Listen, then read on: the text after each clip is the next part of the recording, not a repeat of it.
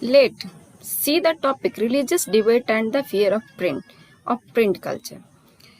Print culture ने आते के साथ जो है बुक्स के वाइड सर्कुलेशन को जो है आसान कर दिया। सब जगह बुक्स जो है सर्कुलेट होने लगा।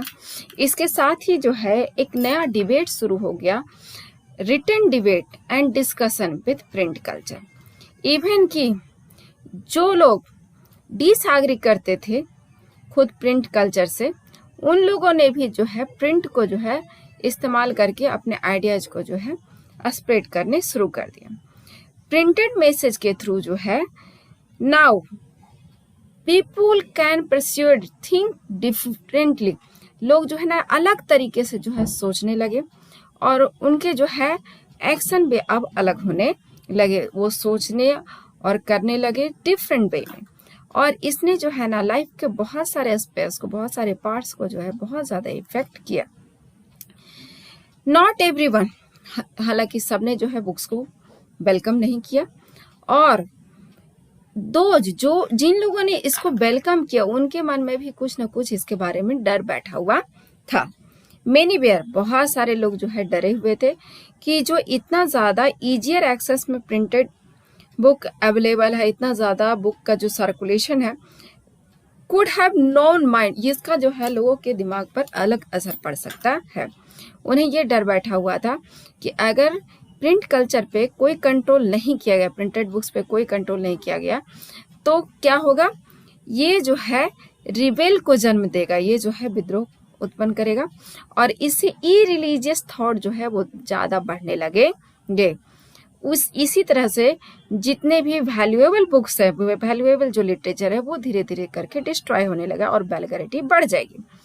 एक्सपर्ट बाय, इसी तरह के व्यू जो है रिलीजियस अथॉरिटीज, मोनार्क, इवन के बहुत सारे राइटर और जो आर्टिस्ट थे, उन लोगों ने भी अपने इसी डर को जताया और ये एनेक्सिटी जो है धीरे धीरे करके जो बढ़ते बढ़ते जो है न्यू प्रिंटेड लिटरेचर को जो है इसी की वजह से क्रिटिसिज्म में झेलना पड़ा और that had begun to circulate, और ये पूरा जो है सर्कुलेशन में आ गया।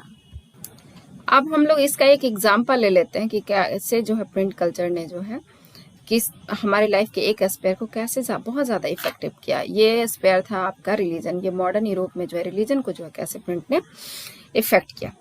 1517 में रिलीजियस रिफॉर्मर मार्टिन लूथर, इसने जो है 95 थेसिस लिखे। क्या, किस सब्जेक्ट पे? इन्होंने जो है जो प्रेजेंट प्रैक्टिसेस और रिचुअल्स थे रोमन कैथोलिक चर्च के, उसके अगेंस्ट में लिखे, क्रिटिसाइज करते हुए रोमन कैथोलिक चर्च के प्रैक्टिसेस को। और ए प्रिंटेड कॉपी इसका जो है उन्होंने जो है बिटनबर्ग के चर्च डोर पे जाकर के चिपका दिया। अब क्या हुआ, इसमें ये चैलेंज किया हुआ था चर्च को कि वो उनके आइडियाज के साथ डिबेट करे। मतलब मार्टिन लूथर ने चर्च को जो है चैलेंज कर दिया कि वो उनके आइडियाज के साथ जो है डिबेट करे। लूथर का जो राइटिंग था वो बहुत ज़्यादा नंबर में जल्द ही रिप्रोड्यूस किए गए और इसको वाइडली पढ़ा जाने लगा। बहुत सारे लोगों ने इसे पढ़ा और इसकी वजह से जो है चर्च जो है वो डिवाइड हो गया 2 पार्ट में, और यहीं से शुरू हुआ प्रोटेस्टेंट रिफॉर्मेशन। ये एक चर्च का नया पार्ट शुरू हो गया। इन्होंने जो है इस पार्ट ने जो है रिफॉर्मेशन पे ज़्यादा ध्यान दिया। लूथर के जो ट्रांसलेशन थे ऑफ न्यू टेस्टामेंट का ही ट्रांसलेशन था, इसके 5000 कॉपी जो है विद इन फ्यू वीक्स में बिक गए, और जो सेकेंड एडिशन था वो विद इन 3 मंथ्स में खत्म हो गया। मतलब सब के सब जो है बिक चुके थे। डीपली ग्रेटफुल, और मार्टिन लूथर ने जो है अपने ग्रेटिट्यूड को जो है प्रिंट कल्चर की तरफ जो है बताया था कि प्रिंटिंग जो है वो अल्टीमेट गिफ्ट है गॉड का, और जितने भी भगवान ने जो है गिफ्ट दिए है उसमें से सबसे अच्छा है। एक्चुअली अगर प्रिंट नहीं होता उस वक्त तो मार्टिन लूथर कभी भी जो है अपने आइडियाज को इतनी तेजी से कभी फैला नहीं पाता। उसने अपना जो है ग्रेटिट्यूड जो है एक्सप्रेस किया। सेवरल ऑफ स्कॉलर्स इनफैक्ट वो ये सोचते थे कि प्रिंट ने जो है एक न्यू इंटेलेक्चुअल एटमॉस्फेयर क्रिएट किया है, जिसने जो है न्यू आइडियाज को जो है स्प्रेड किया और जो कि जो है नए रिफॉर्मेशन को लेकर के आएगा। Now I want to show you new words क्या है इसमें, यही है प्रोटेस्टेंट रिफॉर्मेशन। ये क्या होता है? तो 16th सेंचुरी में ये मूवमेंट चलाया गया था। किस लिए? तो कैथोलिक चर्च को जो है, जो कि डोमिनेटेड बाय रोम था, उसको सुधारने के लिए मार्टिन लूथर उसमें से जो है मेन प्रोटेस्टेंट रिफॉर्मर था, और सेवरल ट्रेडिशन जो एंटी कैथोलिक क्रिश्चियनिटी के थे उसको जो है सुधारने के लिए और न्यू रिफॉर्म्स लाने के लिए जो है ये पूरा का पूरा मूवमेंट चलाया गया था। Now I want to show you this picture. इस पिक्चर में जो है प्रिंटिंग प्रेस को जो है गॉड का गिफ्ट बताया गया है, और इसमें दिखाया गया है कि प्रिंटिंग मशीन को जो है अर्थ पे लाया जा रहा है, उसको लाने में जो है अदर गॉडेस हेल्प कर रहे हैं, और नीचे में जो है प्रिंटिंग को डेवलप करने में जितने इम्पोर्टेंट पायनियर्स हुए उन लोगों का फोटो दिया हुआ है इन सब का। और ये है आपका जोहान्स गुटेनबर्ग, जो कि one of the most important Pioneer था, उनका पिक्चर है ये। इसमें प्रिंटिंग कल्चर को सेलिब्रेट किया जा रहा है। ये पिक्चर जेबी स्ले ने 1739 को बनाया था। ये दिस इज अ पोर्ट्रेट, और the women in the foreground जो कि पूरा ली हुई है। 6 पायनियर प्रिंटर्स इसमें दिखाए हुए हैं, may be count, here it is, here and this one. So this is the celebration of printing on earth. Now try to give answer of these questions.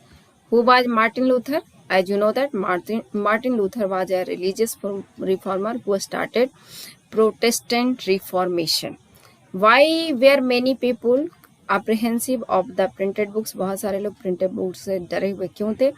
तो बहुत सारे लोग इसलिए डरे हुए थे क्योंकि प्रिंटेड बुक्स पर जो है कोई कंट्रोल नहीं था, और उनको डर था कि कहीं इसकी वजह से जो है रिबेल ना हो जाए और इरिलीजियस थॉट जो है लोगों के दिमागों में न बैठ जाए।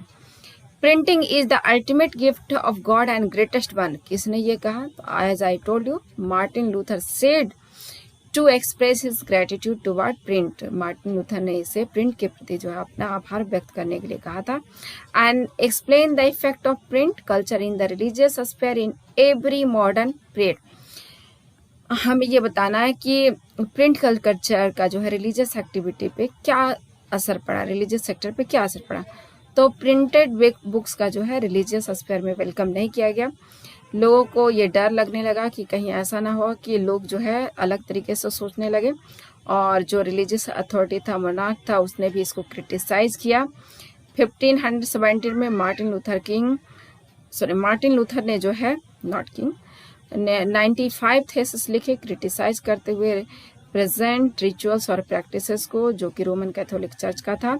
और फिर लूथर ने जो है इमीडिएटली जो है भास्ट नंबर में बहुत सारे उसके कॉपीज निकलवा दिए, लोगों ने उसे पढ़ा, और लास्टली क्या हुआ कि जो रोमन कैथोलिक चर्च था वो 2 पार्ट में बट गया, और नया जो पार्ट था वो स्टार्ट हो गया प्रोटेस्टेंट रिफॉर्मेशन के नाम से। नाउ अब आपको जो है now answer this question yourself. अब आपको इसका आंसर खुद से देना है। As I described in video, मैंने डिस्क्राइब किया है। What was Protestant Reformers? Protestant Reformers क्या था? इसका आंसर जो है आप मुझे कमेंट में लिख कर दें।